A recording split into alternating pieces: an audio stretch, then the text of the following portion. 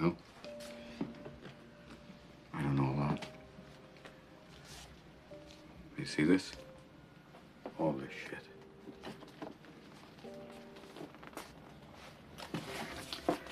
This is not your fault. It's not your fault. 4 simple words, repeated. Again and again. It's not your fault.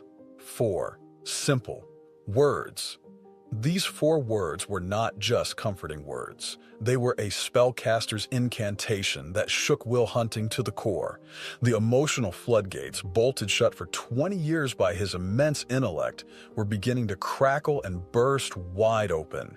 In one of the greatest movies ever made, this moment was, by far, the most emotional moment for everyone watching the movie.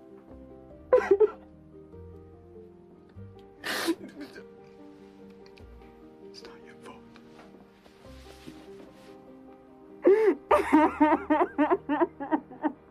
Oh my God. Oh my God, I'm so sorry. For the first time, the audience saw Will completely vulnerable, Will finally opening up and trusting someone. It was beautiful. It was magical. But why is it such an emotional and riveting moment? Why did everyone that watched the movie deeply feel and resonate with this scene? How is a scene so powerful that it made a grown mystic cry? What if I told you this is a profound mystical healing, a miracle unfolding before our eyes, a reintegration of a fractured soul, the profound alignment of Will's magnanimous mind with his repressed heart and inhibited will? Let's start with Will himself. Will Hunting was born in South Boston and spent the first 20 years of his life as a Southie. Will was an orphan with a very difficult childhood. He was raised by several foster families and experienced a lot of physical and emotional abuse. Will faced rejection from his birth, as his own biological parents could not raise him. He suffered constant abuse in the many foster homes he grew up in. The cumulative result of this was a fractured soul. Will had to survive and overcome what he was facing. Will walked into Sean McGuire's office with a soul in need of reintegration. What then caused the rapid and profound metaphysical transformation and soul reintegration that happened in the famous scene?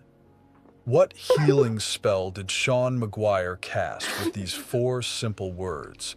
It's not your fault. To better understand Will's sickness and his tremendous healing, to better understand what I mean by a fractured soul, we must first look at the structure of the soul itself. We humans are tripartite beings composed of the spirit, the body, and the soul. The spirit is the fundamental being, the unchangeable I. It is the eternal being, the breath of God himself that you experience as conscious awareness. In Hebrew, this is called Neshamah, the divine breath or spark. In alchemy, the spirit is the ethereal element. The human spirit has 2 manifestations. First, the body, which is a physical manifestation or vessel of the spirit. This is the earth element. The soul, on the other hand, is a metaphysical manifestation of the spirit. In Hebrew, the soul is called the Nefesh, the animating force. The soul itself is made up of 3 parts: the mind, the heart, and the will. Broadly speaking, the mind is responsible for our thoughts and is represented by the air element. The heart is responsible for our emotions and is represented by the water element. And the will, responsible for our actions, is represented by the fire element. It does not take a genius to realize that Will's mind, represented by the air element, was hyperactive. In a town filled with MIT engineers and Harvard whiz kids, Will was certainly the one who read the most and who thought the most. Moreover, his will, represented by the fire element, was overactive as well. Will was driven and passionate at his job. He put in a lot of hours, moved around, hung out with his friends and had banter, talked to girls, and was involved with so many fights. He was active and moving. Will's heart, however, represented by the water element, was completely sealed off.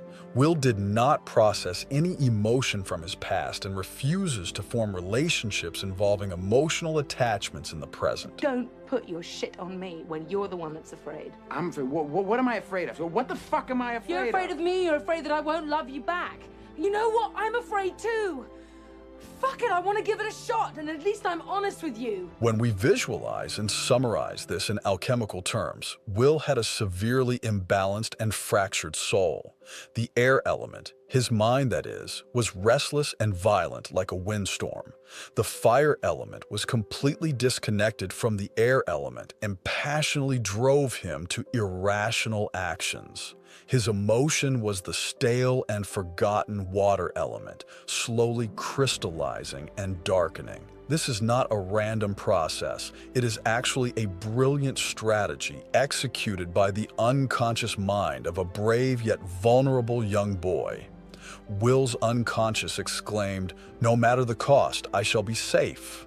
This meant that survival was the priority while emotional vulnerability was a no-go. Therefore, Will thought and acted, but never felt. Carl Jung said, "What you refuse to face does not disappear. Rather, it goes into the shadow and grows there. The repressed emotions grow in the dark and start having an energy and a will of their own." This is why Will often engages in fights and altercations. This is why his immediate reaction to any challenge, confrontation, or inquisition is to say "F you" and scuttle off. Sorry. What do you do? Sorry. That's people's work. You can't graffiti here. Don't you walk away from me. Hey, fuck you. Oh, you're a clever one. In this light, what we see in this famous scene is the emotional gates, bolted off for more than a decade, being slowly and carefully opened. When Will finally opens up to Sean, he is embraced like the boy he was. He knew that Sean not only understood him, cared for him, and wanted the best for him, but also intimately understood Will's experience with an abusive father, as he himself had an abusive father. Have you had any experience with that? 20 years of counseling. Yeah, I've seen some pretty awful shit. I mean, have you had any experience with that? Personally? Yeah, I have. Sure ain't good.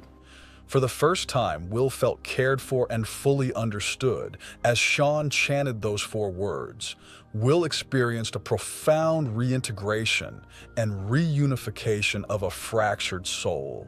Will's mind, heart, and will finally began to connect and integrate. His thoughts, emotions, and actions quickly began to align. Following this powerful reintegration of Will's soul, the immature and fearful boy fast became a decisive man capable of love and adventure. The first and best demonstration of this alignment is Will leaving South Boston for the first time in his life, driving across the country to California in a beat-down sedan to see about a girl. Sean, if the professor calls about that job, just tell him, sorry. I had to go see about a girl. Will. Son of a bitch. He stole my line.